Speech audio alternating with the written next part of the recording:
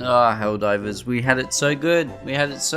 And then we've messed up a little bit here. Ladies and gentlemen, Helldivers 2 now has a crossover event going on. The crossover event is for Killzone 2. There are currently items in the Superstore that you can buy that feature in the game Killzone 2. Now, this is obviously another Sony property. Makes sense. Crossover with Helldivers 2. Sort of similar looking games, I guess. Makes sense. What doesn't make sense is the price of all these items. For the new assault rifle that they've got in the Killzone crossover, it is 615 super credits. For reference, that's about 10 Australian dollars for an assault rifle in a game. Just the assault rifle. To get everything, you would be spending upwards of 40 to 50 Australian dollars. That is a ridiculous amount of money for the most part, cosmetics. Now, obviously the armor has its stats, the weapon has its stats, but most of these items are cosmetics. The armor itself that is currently in the Superstore, which is the AC1 Dutiful armor, has the armor passive that gives you 50% resistance to fire, gas, acid, and electrical damage. That's a pretty good passive, but the armor is 500 super credits. Again, a ridiculous amount. The assault rifle, looking at the stats, it's not even that great. It's okay, but it's nothing to write home about, but it looks like the Killzone rifle, so therefore fork the price up for it. What is this monetization? This is nuts. This is not how you should run the game. And I can guarantee you it's not Arrowhead that are making these decisions and pushing for this kind of monetization. It's Sony. If any mistakes have happened in Helldivers 2 in the recent months, the source is usually Sony. The only issue that I can think of being Arrowhead's fault is the balancing and maybe the slight disappointment of Escalation of Freedom. But we've just dropped one of the biggest content updates in Helldivers 2 with Omens of Tyranny. We've dropped the Illuminate. We've dropped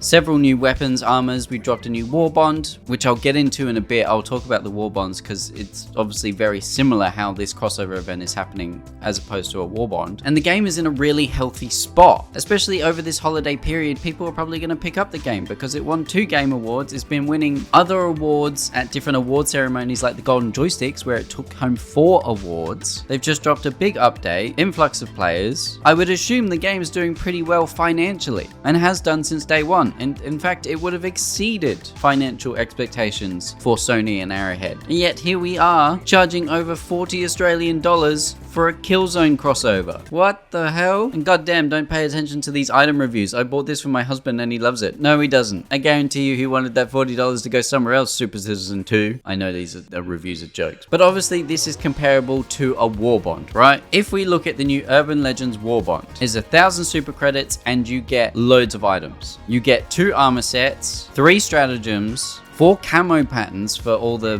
hell pods and the new vehicle and such. You get a new weapon, cosmetics. You also get a new booster, which is actually a really useful one with the armed resupply pods. You get an emote, a title, and then not only that, you get super credits back. So you're paying 1,000 super credits to get the war bond, but you get 300 super credits back. So realistically, you're only paying 700 for a war bond. Yet I'd have to spend basically that amount just for this one assault rifle and I get nothing back. It's a very weird system. I don't know why they didn't just do a war bond. If it's a crossover event, maybe make the war bond 1,500 super credits because it's a limited time thing. It's crossed over with a different franchise. Why not just make it a singular war bond, 1,500 super credits? People can work for the medals to get every item in there. Do it how you do the normal war bonds with how you get super credits back. People probably won't complain as much. But instead, we're sat here looking at 40 Australian dollars. I can't get over that. Over 40 Australian dollars for 1, 2, 3, 4, 5, 6 items. 4 of which are cosmetics. Helmets don't do anything. The icons don't do anything. The banner, the cape, they don't do anything. They are purely cosmetics. 4 cosmetics items, 2 items that are actually of use in the game with the assault rifle and the armor, and it just isn't worth it. If you just wanted to get the useful things, you're looking at 15 to 20 Australian dollars. That's still excessive. Now, obviously, items rotate in the Superstore on a regular basis anyway, but they're pretty reasonably priced. A lot of the items and armor sets and stuff I have in the game are not from war bonds. They're actually from the Superstore because they're a lot cheaper. They're more attainable. I can